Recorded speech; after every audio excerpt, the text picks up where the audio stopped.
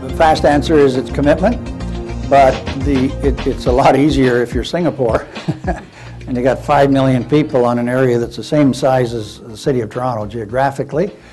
But it's all about commitment. I mean, Toronto is right there. It's got a bunch of people, but it's the back of the line, candidly. And to show you how commitment's important, Australia, that has the same issue as Canada, gosh, we get people everywhere way out there and it costs you a fortune. The Australian government 2 years ago said, we are not going to be at the back of the bus, we're going to be at the front of the bus. The government committed $43 billion to put very advanced, ultra-high-speed broadband right across the country to everyone. And they said, we can't wait for the incumbent communication suppliers. They can't afford it, candidly. It's not their fault. They just can't afford it. And the government has jumped in, and they've been moving forward on that. So there's a community similar, a country similar to ours. Great problems. Obviously, Sweden are doing a lot, Korea, but these are all smaller areas, but it's commitment. It's not, you know, somebody's got to find the money.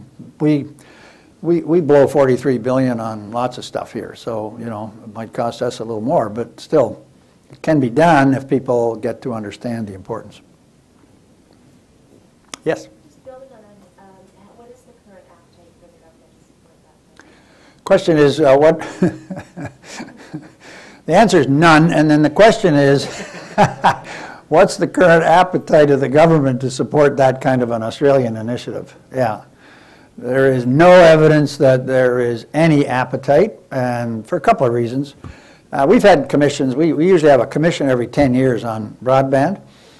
And the fast answer is that the new networks require a tremendous capital investment. And the really new networks are what are called open access networks. Now, today, we don't have the General Motors highway, the Volvo highway, and the Ford highway. We have a highway, and all the cars go on the highway. Well, what goes over the communication networks, we would call it content or solutions. There is absolutely no reason in the world, technically, why there has to be a Cogeco network, a Rogers network, a Bell network, a TELUS network. You can have one network, and they can all use it. But since the year one, they've been competing on getting their outlet in your wall first. And they've done a great, beautiful job. The cable companies went to the cities and said, you know, you don't want a whole lot of cables running down driveways and all over the streets. So we've all got together, and I'm going to handle your city, and Shaw's going to handle some of there, and so on. Basically created local monopolies. And but it's what's called a closed access network, because when their outlet's in your wall, you take the content. If they want to give you TSN2, they can, and they charge you what they want for it. An open access network, now everybody's competing on content. I talked about Västerås in Sweden. Well, it's an open access network that the citizens funded because they were falling behind Stockholm. And so in your home, you might have 3 people providing telephone services. And you just click, figure out the cost of calling Mumbai or someplace, and you use those guys.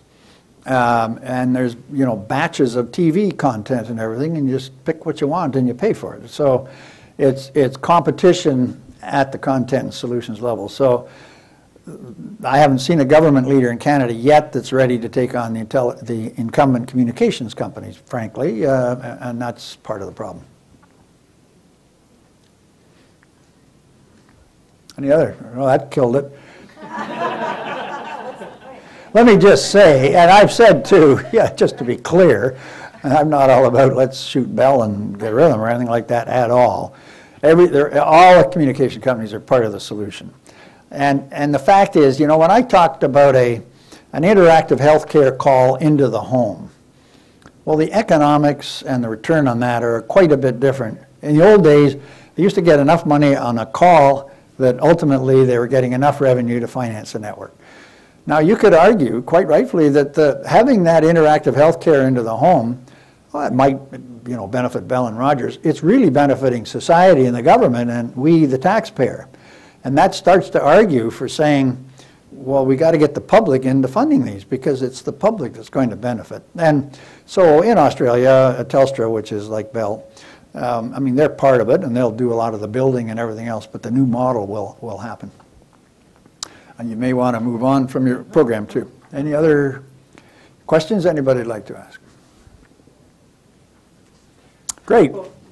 Thank you, Brian. It was more about winning the driving the community forward than winning the award. So I really think that we're not at the beginning of the end here. We're really at the end of the beginning. And on that roadmap that you showed there are a number of steps that I think we've acknowledged that we need to take in moving our community forward.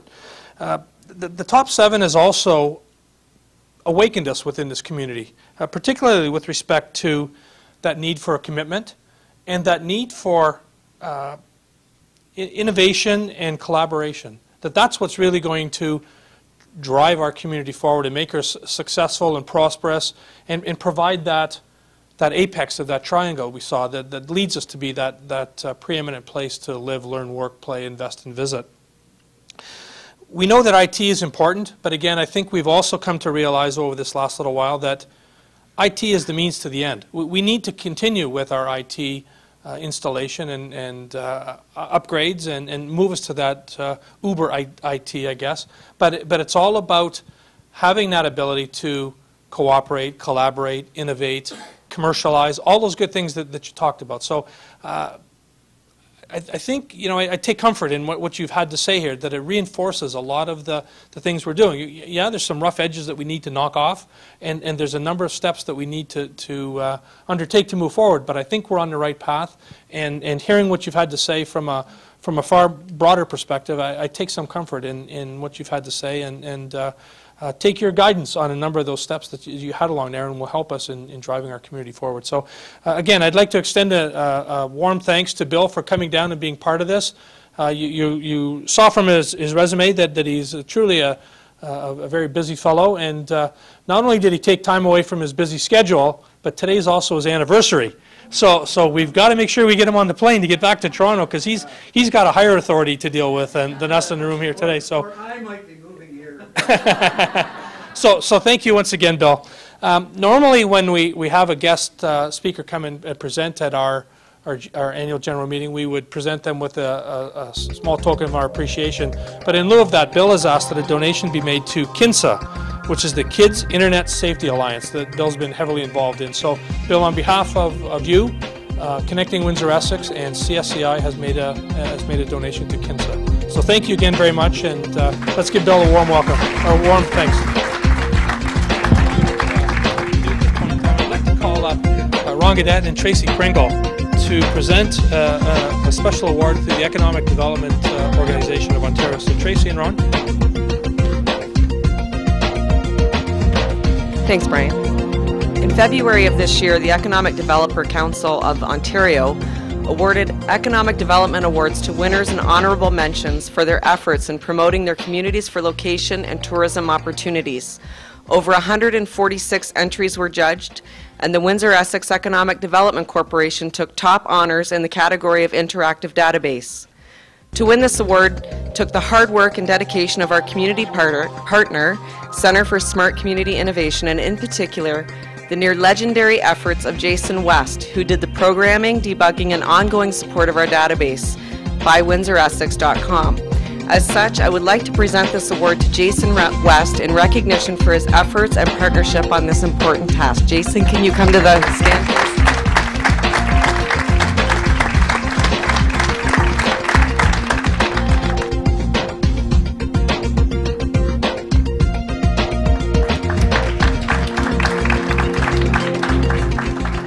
Thank you, Tracy and Ron. And this really does demonstrate how cooperation, collaboration in Windsor-Essex and our intelligent community initiatives are making a difference, not only locally, but it's also being recognized on a provincial-wide basis, as well as we've seen with our top 7 and globally. So again, congratulations to Windsor-Essex Development Corporation, and particularly congratulations to you, Jason. Thanks for all your hard work and efforts. Okay. So we've got a couple of quick things, and the reason that we delayed you for so long was a few things from the Board of Directors that I'd like to bring forward. And the first one is the slate of officers for the next year for Windsor-Essex for the Smart Community Initiative. And as you'll see that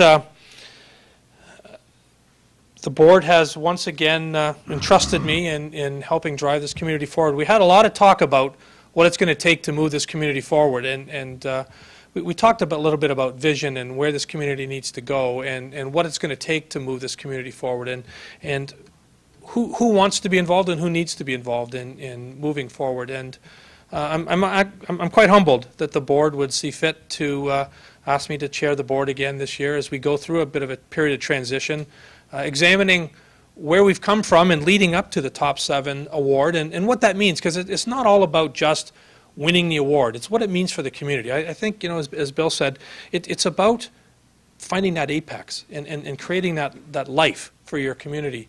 And winning the Top 7 or being part of that Top 7 was just another feather in our cap along the way. But really, it's about doing the best for Windsor-Essex. So I'm again awfully humbled to be asked to serve as the chair again, and I do it with a real spirit of enthusiasm and knowing that we can help move Connecting Windsor-Essex, CSCI, and the entire Essex-Windsor region forward in the coming years. Joining me on the executive of the board will be Bruce Tucker, representative of the University of Windsor, Harry Turnbull from the City of Windsor, and two directors that are going to be part of this group that's going to help move us forward as well. We've got Jeremy Pilon and Mary Atona from the school board. So I think we have a broad diversity of organizations and experiences and qualities and qualifications engaged in the board. We'll also be joined by the chair of our finance committee, and who at the present time is Rob Masonville, who's the treasurer of the county. So this core group is going to start working on a number of those initiatives that you talked about, Bill, about identifying that roadmap and identifying some of the key targets along the way as we begin to continue to transform. That you know, we've kind of kidded about this being an overnight success 15 years in the making. Well, we need to move it to the next level now, and we've done some of the infrastructure stuff. We need to drive it forward. So it's going to be a bit of a change in direction from what you may have seen from our typical smart community initiative. But it's one that I'm really excited about and look forward to being part of.